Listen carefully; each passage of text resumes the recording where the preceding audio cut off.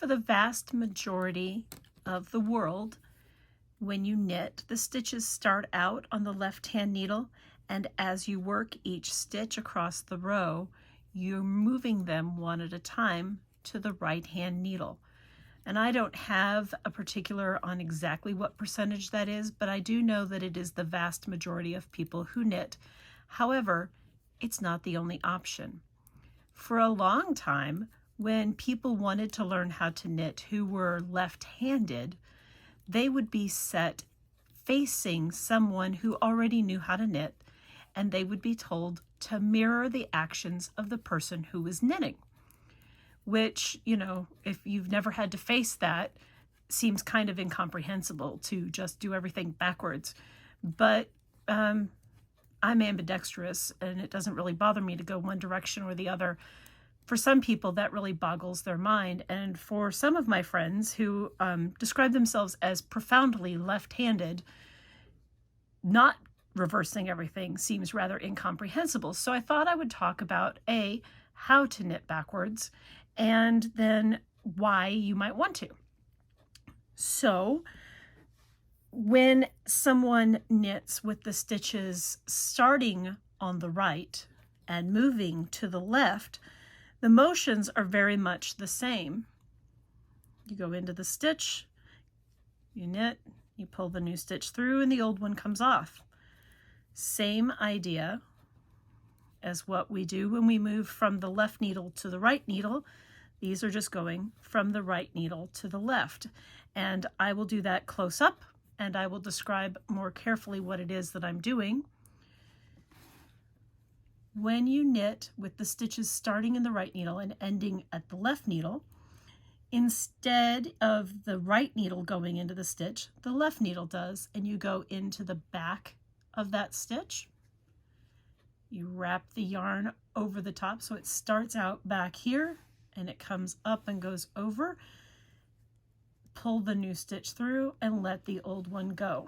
What you end up with is a stitch, let me pull it off the needle so you can see what I'm talking about, that the right leg is closest to you. And that is important because that's where gauge issues really come in. If you twist your stitch, you are making those stitches tighter than untwisted stitches. Matter of fact, nothing you can do about it. If you make them tighter, your gauge is never, ever, ever, ever going to match the gauge of someone who does not twist their stitches. Not all, but the vast majority of knitting designers knit with their stitches untwisted. Regardless of how the stitch is formed, in the end, when I finish this piece of knitting, you will not be able to tell if I knitted from the right needle to the left or the left needle to the right, because my stitches will look exactly the same. This is really important for matching gauge, and this is where a lot of people who knit what they quote call left-handed come into problems, because they tend to wrap their yarn the other way and twist their stitches. And you don't want to do that. It's the only thing that makes it difficult, is that you have to make sure the stitch is mounted on the needle correctly. So having completed my backwards row, my yarn and my stitches look exactly the same. If I were going to knit another right-handed row, where I'm knitting from the left needle to the right, you go in, you wrap, you pull the stitch through, in, around, back, and through.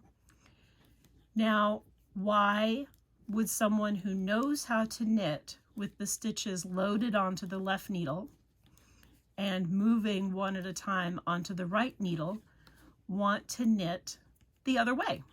And that's a really great question. One of the reasons that people ask about how to do this is gauge. Oddly enough, most of the time when you do something flat where you're knitting a row and purling a row, most people have different gauges for their knit stitches and their purl stitches. And a trick to eliminate the more loose purl is to not purl, but instead to knit backwards. So in 3 stitches, I'll be ready to do that again. By knitting backwards, you don't have to flip your work over.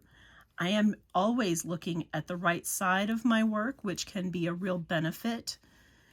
And I'm not changing how I tension my yarn. That's really important for gauge. And I know somebody's going to tell me I'm going too fast. And you can play your video back at a slower speed. So try that trick. You can change the playback speed. And then I'm going to show you how to do it for yourself. Because to learn this, I learned by watching somebody who was left-handed knit.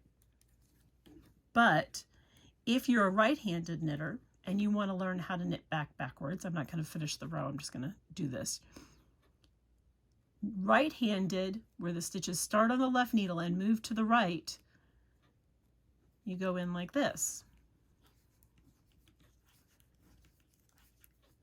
If you wanted to knit backwards instead of purling, to teach yourself how, what I would recommend is that you turn your work around like you were going to purl. Set yourself up in a purl stitch. So I'm going to take my right needle and I'm going to go into that stitch as if to purl. Now I'm going to turn it around and look at it from the other side. When I turn this around and look at it, my left needle is actually coming out the back of the stitch from this side. So now what's the next step? I'm going to purl, so I'm going to wrap the yarn this way. And now I'm going to stop and I'm going to turn it around and I'm going to look at it and I'm going to analyze it. Look at how the yarn is coming over the needle, right? It's coming from the left to the right and it's coming from behind over the top of the needle.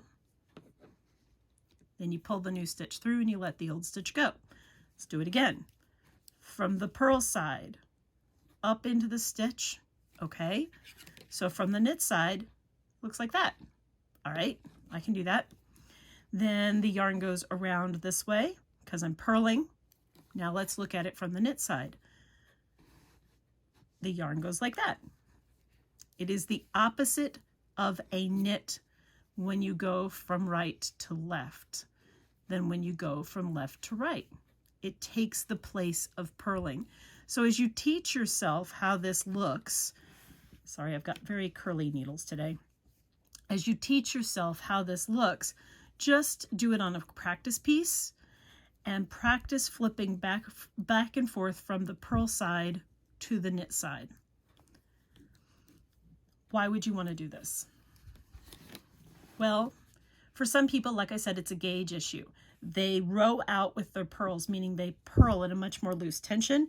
And so knitting backwards instead of purling back is one way to adjust your gauge. If you do something that has a lot of bobbles, then you can use this instead of turning your work and purling, which is really fantastic when you have hundreds of stitches on your needles. And I'm going to cover that in another video for my subscribers. And then the place I use this the most is in a sock heel and turning a sock heel. And again, that will be a video for my subscribers. And you can find me on Patreon as Knitting Fairy. And you can subscribe for a very minimal amount each month and learn all kinds of things and have access to an entire catalog of videos not available to the general public. Thank you so much for your time. I hope this was helpful to you.